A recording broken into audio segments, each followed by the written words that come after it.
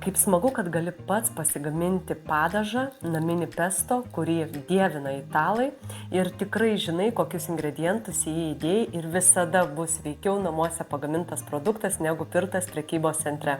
Tau reikės parmezano, italų dievinamo sūrio, jį susmulkink su smulkintuvu arba su sūrio tarkavimo įrenginiu ir įdėk baziliko lapelius, kedro riešutus, alyvuogių aliejų, česnako, truputėlį druskytės ir viską sutrink iki vienalytės masės. Jei neturi kedro riešutų arba jie tau atrodo labai brangus, gali dėti saulėgrąžas, gali dėti graikinius riešutus ar anakardžio riešutus. Jeigu neturi parmezano, dėk kietąjį džiugo sūrį. Jeigu neturi šviežio baziliko, dėk šviežius krapus ar petražolę. Tik nepamiršk, kad yra be galo svarbu geras, ypač tyras alyvuogių aliejus. Šį nuostabų naminį pesto naudok į įvairiausias košes. Jeigu įpilsi daugiau alyvuogių aliejaus, jisai bus keistesnis, gali naudoti ir ant salotų, gali tiekti prie mėsos, žuvies patiekalų, be galo skanus su makaronais. Patiko šis receptas, spausk like, dalinkis su draugais ir rašyk komentare gaminsiu. Nori išmokti gaminti, dalyvauk mano sveiko maisto gaminimo kursuose, seminaruose, mokymuose ir įsigyk elektroninės spausdintas